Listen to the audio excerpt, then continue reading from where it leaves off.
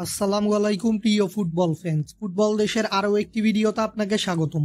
2026 বিশ্বকাপ বাছাই পর্বে আজ 15 নভেম্বর শুক্রবার স্তাদিও ডিফেন্সরেস দেল চাকো স্টেডিয়ামে প্যারাগুয়ের বিপক্ষে মাঠে নেমেছিল বর্তমান বিশ্ব চ্যাম্পিয়ন আর্জেন্টিনা।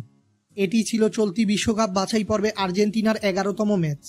এবার প্যারাগুয়ের বিপক্ষের ম্যাচটির পর আবারও চলতি নভেম্বর মাসে বিশ্বকাপ বাছাইয়ের ম্যাচে মাঠে নামছে কোচ লিওনেল স্কালোনির শিষ্যরা। আজকের এই ভিডিওতে আলোচনা করব আর্জেন্টিনার পরবর্তী ম্যাচ কার বিপক্ষে এবং ম্যাচটি কবে কখন কোথায় অনুষ্ঠিত হবে তা নিয়ে। মূল ভিডিওটি শুরু করার আগে আমাদের চ্যানেলে প্রথমবার এসে থাকলে চ্যানেলটি সাবস্ক্রাইব করে আমাদের সাথেই থাকবেন।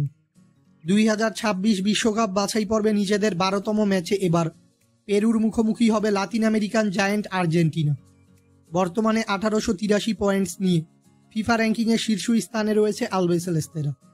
অন্যদিকে 1494 পয়েন্টস নিয়ে ফিফা র্যাঙ্কিংয়ের 38তম স্থানে রয়েছে পেরু। তাই ফিফা র্যাঙ্কিংয়ের তুলনায় আর্জেন্টিনার থেকে অনেকটাই পিছিয়ে রয়েছে পেরু। আর্জেন্টিনা ও পেরু সর্বশেষ মুখোমুখি হয়েছিল 2024 সালের কোপা আমেরিকার গ্রুপ পর্বের একটি ম্যাচে, যেখানে আর্জেন্টিনার কাছে 2-0 গোলের ব্যবধানে পরাজিত হয়েছিল পেরু।